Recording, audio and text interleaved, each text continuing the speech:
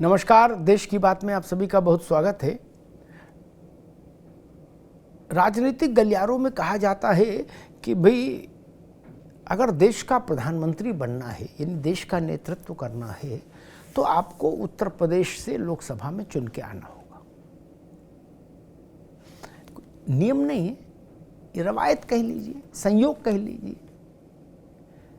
पंडित जी से लेकर नेहरू जी से लेकर इंदिरा गांधी, राजीव गांधी, वाजपेयी जी, चरण सिंह, विश्वनाथ प्रताप, चंद्रशेखर, सब लोग उत्तर प्रदेश से ही आए। और नरेंद्र मोदी भी जब प्रधानमंत्री बने तो उससे पहले वो बनारस के सांसद हो चुके, बनारस से लोकसभा के सदस्य हो चुके थे। तो इसलिए अब जिन जिन के मन में उस कुर्सी के सपने हैं, प्रधानमंत्री पद की हसरत है, जिन जिन का मन टोटे टोटे हो रहा है उसके लिए, उन सब की दृष्टि उत्तर प्रदेश पर जाके टिक गई। हो सकता है लोगों को यह भी लगता हो कि कृपा इसीलिए रुकी हुई है कि उत्तर प्रदेश से चुनाव नहीं लड़ रहे। वो एक बाबा थे ना, टीवी पे आते थे, वो कहते थे कृपा कर रुकी हुई है। किसी को बता देते थे कि समोसा हरी चटनी के साथ खाओ, किसी को बताते थे कि पार्ले जी का बिस्कुट खाओ, है ना। तो हो सकता है लोगों को लगता हो, राजनीतिक लोग बड़े अंधविश्वासी भी होते हैं, कि हम भी हो सकते थे। हम जब ऐसे ऐसे बन गए तो हम क्यों नहीं बन सकते थे प्रधानमंत्री। पता लगा पड़ोस में रहे बैठे किसी व्यक्ति ने कह दिया होगा, अरे कैसे कैसे बनते भैया, यूपी गए नहीं कभी, यूपी लड़े होते तो बन गए होते। बोले हाँ, अब सही बात पकड़ी है। ऐसा चल रहा है राजनीति में। ऐसा नहीं कि मैं कोई बिल्कुल कपोल कल्पित बात कर रहा हूं, नहीं, ये चल रहा है। बड़े नेताओं के अंतःपुर में इस ढंग की चर्चाएं चल रही हैं। बड़े बड़े सूरमा अपना सामान पैक करा रहे हैं और अपने शागिर्दों से कह रहे हैं चलो भाई यूपी चलना है। क्या? अच्छा, जो गंगा से जुड़े हैं उत्तर प्रदेश से, यानी जिन प्रदेशों को गंगा जोड़ती है उत्तर प्रदेश के साथ, वहां तक तब भी मान लें, बोली, भाषा, खान पान, सत्तू इधर भी खाया जाता, सत्तू उधर भी खाया जाता, हाँ? रीत रिवाज, कथा भागवत सब एक सी। लेकिन दक्षिण वाले भी सोच रहे हैं कि जो कृपा रुकी हुई है उस कृपा को कैसे लाया जाए। तो बोले चल खुसरो घर आपने, था सुना था आपने, खुसरो ने लिखा था सांझ भई ही काल चल खुसरो घर आपने। तो वैसे वो कह रहे कि चल खुसरो घर आपने, यानी उत्तर प्रदेश। मैं बात कर रहा हूं कि कुछ समय पहले मैंने आपसे इसी कार्यक्रम में कहा था कि जनता दल यूनाइटेड के मुखिया सर्वे सर्वा, और मुखिया तो टेक्निकली वो कोई ललन सिंह है, लेकिन प्रैक्टिकली मुखिया और सर्वे सर्वा नीतीश बाबू, उन्होंने बहुत गंभीरता से अपने लोगों से कहा कि भाई यूपी में मेरे लिए कोई सीट ढूंढ के रखो। तो 2-3 सीटों पर माथापच्ची हुई और उसमें फूलपुर, जो जहाँ से लोकसभा में जाने का सिलसिला पंडित जवाहरलाल नेहरू ने शुरू किया हो, फिर बाद में अतीक जैसे लोग भी उसी कॉन्स्टिट्यूंसी से लोकसभा पहुँचे, सोच लीजिए। लेकिन वो वहाँ का जाति समीकरण नीतीश बाबू को सूट करता है। तो कहा गया कि फूलपुर जैसी 1-2 सीटें उनके लिए निगाह में रख ली गई हैं। उनके मन में भी इच्छा यही है कि बिहार से जिंदगी भर बीत गई राजनीति करते करते, बिहार से लड़ेंगे तो मंत्री तक बन सकते हैं, प्रधानमंत्री का मामला नहीं है लगता। तजहु आस निज ग्रह ग्रह जाई, नहीं, तजहु आस निज ग्रह ग्रह जाऊ, लिखा न विधि वैदेह विबाहु। जनक राज ने कहा, जब धनुष नहीं कोई राजा तोड़ पाया सीता के स्वयंवर में, तो उन्होंने कहा भाई अब सब लोग आशा छोड़ो, अपने घर घर जाओ, वापस खाली करो ये सभागार। क्यों? बोले हम समझ गए कि विधाता ने वैदेही के मस्तक पर विवाह का योग ही नहीं लिखा। फिर राम आते हैं और धनुष टूटता है, प्रसंग आपको पता ही है।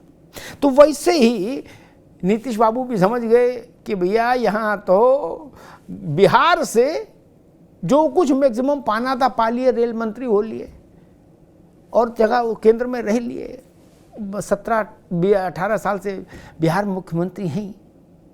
लेकिन असली दरवाजे पर कृपा क्यों रुकी हुई है? तो बोले उत्तर प्रदेश चलना होगा। अब नीतीश बाबू उत्तर प्रदेश चलेंगे तो एक, आपको पता है कि सबसे बुजुर्ग पार्टी अध्यक्ष भारत में कौन है? वो है कांग्रेस के अध्यक्ष मल्लिकार्जुन खड़गे साहब। सबसे बड़े बूढ़े उम्रदराज अध्यक्ष हैं। अब खड़गे साहब ने भी सोचा कि या खुदाया है, दक्षिण से लड़ते लड़ते क्या पाया? कुछ नहीं पाया। इनमें मंत्री हो गए केंद्र में, और इतने साल राजनीति करने के बाद केंद्र में मंत्री तो हो ही जाता आदमी, लेकिन मंत्री में वो बात कहाँ जो प्रधानमंत्री में। तो खड़गे साहब ने भी अपने सिपह सालारों से कहा कि भाई मैं सोच रहा हूं कि उत्तर प्रदेश से चुनाव लड़ जाऊं। अब जब बड़ा आदमी कोई दिमाग चलाता है ना किसी दिशा में, तो फिर वो कुछ राजनीतिक अवधारणाएं फ्लोट करता है, नैरेटिव सेट करता है।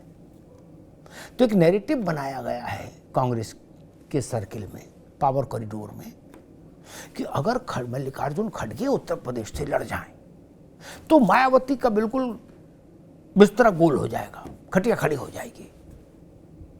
और खड़गे जी चूंकि दलित हैं तो पूरे प्रदेश का करोड़ों दलित घर से निकल आएगा, खड़गे तुम संघर्ष करो, हम तुम्हारे साथ हैं।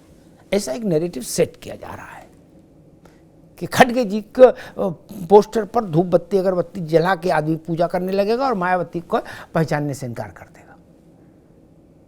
होगा नहीं होगा ये तो समय बताएगा। और अभी तक तो इतिहास यही है कि मायावती और उनकी पार्टी उत्तर प्रदेश में दलितों की सबसे बड़ी और सबसे प्रभावशाली आइडेंटिटी है, पहचान है।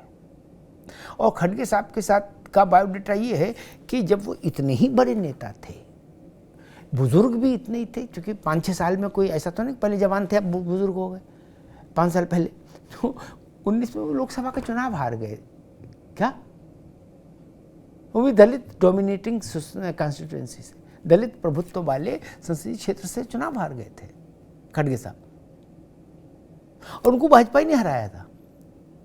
फिर राज्यसभा में आए तो उनको भी लग रहा है, और उनसे जुड़े सूत्र जो हैं वो यत्र तत्र ऐसी चर्चा कर रहे हैं कि अरे भाई साहब खड़गे साहब लड़ गए तो समझो मोदी का तो गई सत्ता। आप उनसे पूछिए कैसे चली जाएगी, खड़गे साहब में इतना करंट है क्या? बोले नहीं भाई साहब, देश भर का दलित टूट पड़ेगा। मतलब उत्तर प्रदेश से नहीं लड़ रहे थे इसीलिए देश भर का दलित नहीं उनके पीछे खड़ा हुआ, उत्तर प्रदेश से लड़ते ही देश भर का दलित पीछे खड़ा हो जाएगा।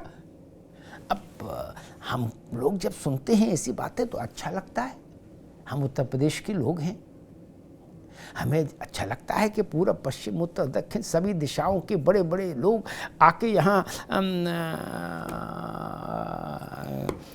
राम और कृष्ण की धरती पर सिर नवा रहे हैं। उत्तर प्रदेश में गंगा स्नान के लिए लाइन लगा रहे हैं, तो कुछ तो खास है यहाँ की जमीन में। अन्यथा मल्लिकार्जुन खड़गे दक्षिण भारत में भी कांग्रेस को मजबूत कर रहे हैं, तो भी कांग्रेस का फायदा कम नहीं है। लेकिन उन्होंने कहा कांग्रेस मजबूत होगी, वो तो होगी कि नहीं होगी छोड़िए, लेकिन हमारा क्या होगा, उम्र के चौथे चरण में है, पड़ाव में है, अब भी यूपी से नहीं लड़े तो फिर कब लड़ेंगे? तो यूपी आप ऐसे समझ लीजिए कि सारे तीर्थ बार बार, गंगा सागर एक बार, क्या वैसा आप यूपी समझ लीजिए। देश में कहीं से लड़े आइए चुनाव, 5 बार लोकसभा में जीत जाइए, 6 बार पहुंच जाइए, 8 बार, इससे मतलब नहीं। राष्ट्रीय नेता बनना है तो एक बार उत्तर प्रदेश की 80 में से किसी सीट से जीत के आपको लोकसभा के दरवाजे में अंदर प्रवेश करना होगा। और ये सियासी टोटका कह लीजिए, मैं तो टोटका ही कहूँगा, क्योंकि कोई संविधान में तो ऐसा लिखा नहीं कि जो उत्तर प्रदेश से जीत के आएगा वही प्रधानमंत्री बनेगा। नहीं, डॉक्टर मनमोहन सिंह का उत्तर प्रदेश से कोई लेने देना नहीं रहा कभी, लेकिन वो 10 साल प्रधानमंत्री रहे ना। हरदन हल्ली देवी गौड़ा, डड्डे गौड़ा, देवी गौड़ा रहे ना, HD देवी गौड़ा साहब, वो तो हासन से आगे नहीं गए कभी। कर्नाटक में भी हासन से आगे नहीं गए थे, वो भी प्रधानमंत्री रह लिए। क्या लोकसभा में भी वो बहुत एक्टिव नहीं रहते थे, सबसे पिछली पंक्ति में बैठते थे और थोड़ी देर बाद सो जाते थे। उनका भी भाग्य चक्र जागा और रह लिए। मुरारजी भाई, कोई लेना देना नहीं रहा उत्तर प्रदेश से, फिर भी बने। लेकिन दिल है कि मानता नहीं, नेता मानने को तैयार नहीं। वो करे ना अग्निहोत्री जी, ये सब बेकार की बातें हैं। सारी कृपा उत्तर प्रदेश में ही है, वहां से आएंगे तभी मामला जमेगा। तो बड़े बड़े सूरमा, और कहा यह भी जा रहा है कि ये तो 2 नाम मैंने आपको बताई दिए, कहा यह भी जा रहा है कि भाई गांधी परिवार के भी जितने वो हैं चेहरे, वो भी सब कह रहे हैं कि इस बार तीनों लड़ जाओ, सोनिया जी, राहुल गांधी और प्रियंका गांधी। तो आप सोचिए, और एक अटकल और आ रही है। मैं तो सोच रहा हूं फिर उत्तर प्रदेश मतलब देश में बाकी राज्यों में बड़े नेताओं का टोटा हो जाएगा। सारे बड़े नेता देश भर के उत्तर प्रदेश में जमा हो जाएंगे। एक कहा यह भी जा रहा है कि अयोध्या से भारतीय जनता पार्टी किसी बहुत बड़े भारी भरकम चेहरे को लोकसभा चुनाव में उतार सकती है, और वो चेहरा अभी उत्तर प्रदेश से नहीं है। और अगर भाजपा ने भी ऐसा कर दिया तो भीड़ आप समझ सकते हैं। सारे भारत भर के जो बड़े नेताओं का नक्षत्र मंडल है, उसमें से 75% उत्तर प्रदेश में और 25 में सारा हिंदुस्तान।